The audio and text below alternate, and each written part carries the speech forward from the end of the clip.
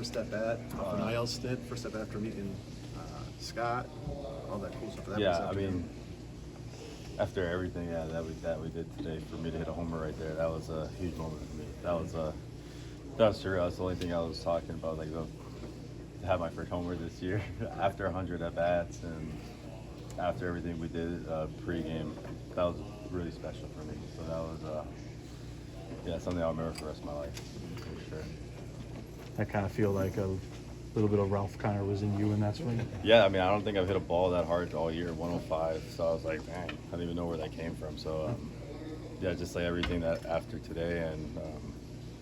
And, I was expecting, to meet him and all that, but for, him to release the book and get the pictures and I don't know, that it was just a special day for me all around. I wish we could have got the win, obviously. But selfishly, that was, that was like a storybook ending. We talked about, how the storybook ending. That was, don't play the rest of the game, just stop it right there. But that was pretty cool. That was awesome, no doubt. What did you see there in the ninth inning? Were you expecting kind of another hop or? Oh, hit the base. Hit the base. Oh, hit the base. Hit the base. Okay, I didn't see that. Yeah, I hit the base. No problem. Because I looked up and it was an error, but yeah, I hit the base. So, if it doesn't hit the base, I make that play easily. Hit the base. Down the line, third base, hits the base, usually it's a hit or whatever. I just felt bad because, it cost Bednar, the loss. So that was obviously tough for me, but it hit the base. There's nothing I could have done about it. It's a hit. It was like one of those where it just didn't work out tonight. The way things went. Right? Yeah, I mean it just hit the base. So. What was it like to play behind? Sorry. No, you're good. What was it like to play behind Skeens? It's awesome. I mean, it's special. I played behind a lot of good pitchers, but he's definitely up there on the top of that list. And to realize his age and his demeanor and how he goes about his business, I mean, he's a special player. And I just never know where I'm going to end up or where he's going to end up or, how long we're going to play together. So just every time he's out there, I'm cherishing the opportunity to watch it because it's special. And for him to be, this consistent and this good at a young age, I can't wait to see, how he's going to blossom and how much better he's going to be. And the cool thing is the work ethic and the way he goes about his business. You wouldn't believe his age. And, he's a bull. He's a bull. He's very special, and we're really lucky to have him. How amazing was it he held the Mets 2 for 10 with runners in scoring position? It seems like whenever he needs to lock it in and make a big pitch, he's making that pitch. Like obviously the double was tough, but anytime there's like runners in scoring position or he needs a double play, he's getting that play, and it just shows his pitchability. If he was ever to lose his velocity, I think he'd be just fine. So for him to go out, like have that arsenal he has with the pitchability, that is extremely rare, very rare. With the team struggling to score some runs, how encouraging is it to see the small ball approach and finding a way to manufacture runs like you did in the 7th and 9th? We've been playing great baseball the last couple games. Obviously, unlike that tough bounce to me, and didn't go our way. But if you look at how we've been playing our game, this is the Pirates I envisioned at the beginning of the year when I got traded here. So, I think DK is keeping everybody loose, and I think we're all just rallying around him. We all love him.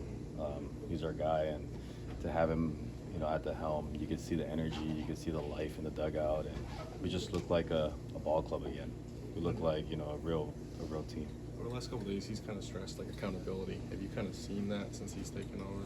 Yeah, accountability, but you're also seeing, yesterday the Braves come back, score 3 runs, and I didn't see that same Pirate, the shoulders dropped, and tonight they come back, and obviously we fight back to get that run. Tough hops in the last inning, but like we're not only in these games, we're actually like, if we had another at bat, I think we would have scored a run. I think there's just a belief that hasn't been here at all. Like that's what my comments last week was more about the belief and things like that, and now I feel like a complete 360 with DK, so I'm excited. I think everybody in here has got a second life. Any reaction from friends or family about the home run yet, or is it too early to Not check yet. your phone or anything? I'm excited to check my phone. I was kind of just waiting. I don't want to be the guy in the club. Once I get into the room, I'm gonna be looking. So I'm excited. And what was the reaction in the dugout? I mean, obviously everyone knew what happened to you this afternoon. I mean, were they just like amazed? Like, it was crazy. And I don't know if they played me the kind of They did. sport, and I know they're never gonna do that again. Right. And I gave a little gesture. I pointed at him because I heard it, and I was Yeah. like, no, and I just like after everything for the Mets. Sorry, excuse Bless me. you. The Mets organization to do that for me is very special. So, just all around today, like, I'm really glad the Mets put this on, and you know, Dan was able to help me as well. But man, I really want to shout out to the Mets, and they probably never do that again. So, Not the music, right? yeah, it's pretty cool. But yeah, it was awesome. I gestured to them with my bat, you know, so it was pretty awesome. Did you ever watch Kiner's Corner? I have, but I haven't like dug deep into it. So I talked to Mark Rosenman, Yep. and you know I've actually exchanged numbers with him already, and I'm gonna start doing my homework because I actually want to be a broadcaster or some type of stay in the game in that ballpark. So I'm gonna be doing my homework, and even with you guys, if you guys got anything for me, like maybe it's gonna start in the media. So It was a great show growing up. I'll give you a flavor of the show. Now, I'm 64, right? So I grew up in Kiner's heyday watching. But we never went out on Friday or Saturday nights after games till after Kiner's Corner. really, Yeah, because if the Mets won, you always waited for Kiner's Corner.